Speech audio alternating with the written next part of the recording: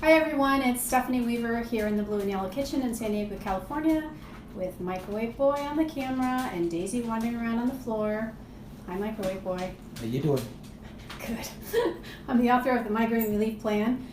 This particular demo is not migraine friendly because onions can be a trigger for a lot of people, but I wanted to do a knife skills demo today because being able to cut up an onion, we have this fun little trapdoor situation where the garbage can is right there. One of the wonderful, many facets of our wonderful Blue and Yellow Kitchen. So being able to dice an onion easily, first of all, takes a sharp knife, but it's just one of those skills that once you have it, it just seems to make everything so much better. So what I like to do is I take the top end of the onion off. That gives me a flat surface to cut it in half, and then I just cut it in half down the middle, and then peel back as much as you need to peel back. So I've been finding that some of the produce maybe is not quite as fresh, or it's been in storage more or something, so you need to check, especially if somebody else is shopping for you right now. You may find some funky onion situation. This looks okay. It's not great, but it looks okay. All right, so you know what? I'm just gonna take a little bit off because there's some funky stuff in the middle. Yeah. Okay, so what I just mainly wanted to demo was a technique that is, I'm pretty sure is taught in French cooking and culinary school. You want a very sharp chef's knife, and you want to pay attention. So those are the first two things.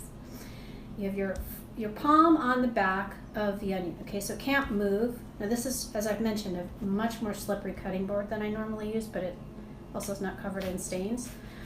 So it's just prettier for the camera. And then you just cross cut. I usually end up doing 2. If it's a very thick onion, I'll do 3. Very carefully, so you're not cutting up into your palm, you're cutting across.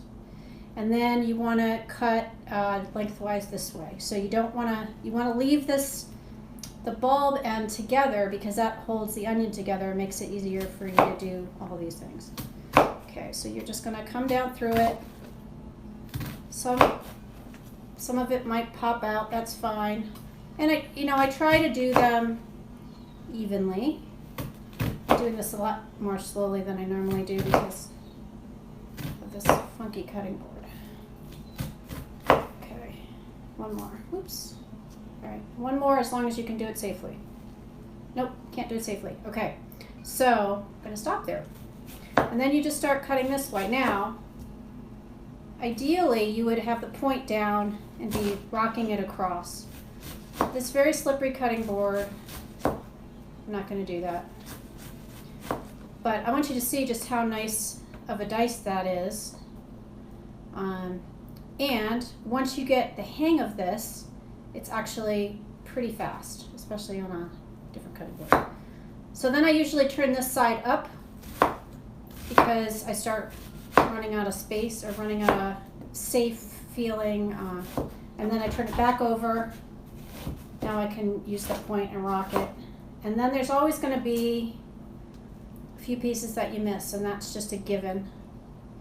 And then I go back over those. So there's just like a few longer pieces, and I'll just go cross cut across those.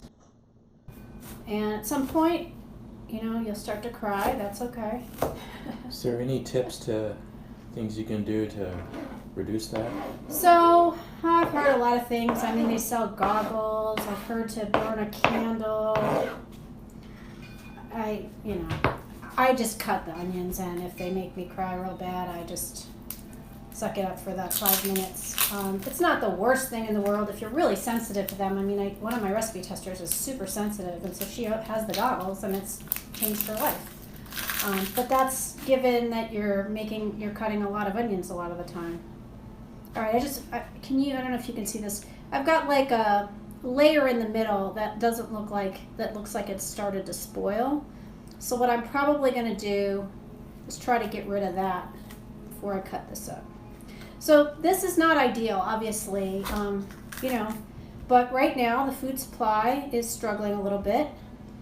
And so we might end up with, some food that's less than perfect. But rather than throw the entire thing out, I'm just going to get rid of this. So you can see it's kind of gone brown here. It's a little soft, a little mushy. Is this from the CSA? No, this is from the store around the corner.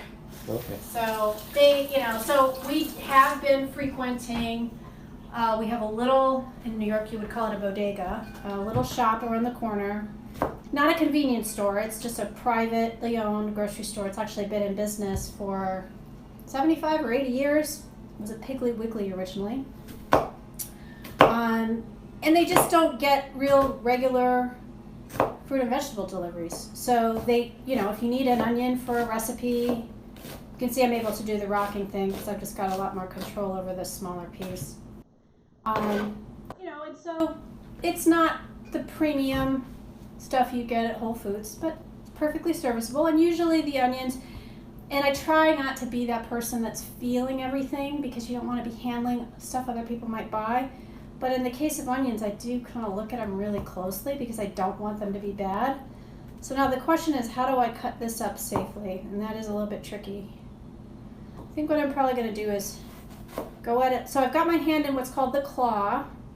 So my fingers aren't over here, right? And I'm just going to hold it, and I am going to kind of do more of a saw motion than a rocking motion because this whole thing is very slippery. Then that feels a little bit steadier to me. So I'm going to try it this direction. But this is the challenge with cutting organic things. They are not square. They are rounded and have, unusual shapes to them. So you just have to kind of be patient. The biggest, most important thing is to be safe. Take your time.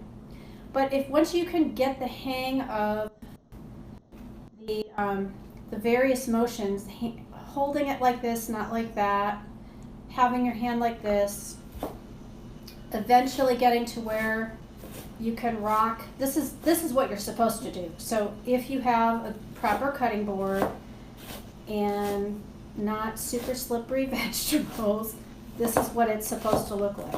It's just, 100% of the time that's not what's happening here, but maybe 80% of the time it is. And also, I'm not prepping for a fine dining restaurant, so we're not that picky about the size of our dice.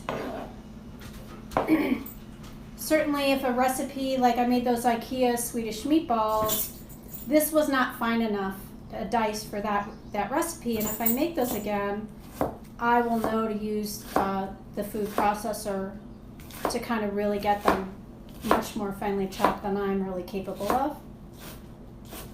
So that's how to chop an onion, a little bit of knife skills for you. Sometimes it's good to go back to those basics because we all need a refresher. And onions are such a great base for so many foods. Now my eyes are going a little bit. But anyway, thanks for watching. I hope that you guys are well and wearing your masks and social distancing so that you can be safe. Take care. We'll see you again soon in the Blue and Yellow Kitchen. Please follow me, S. Weaver, MPH. Bye.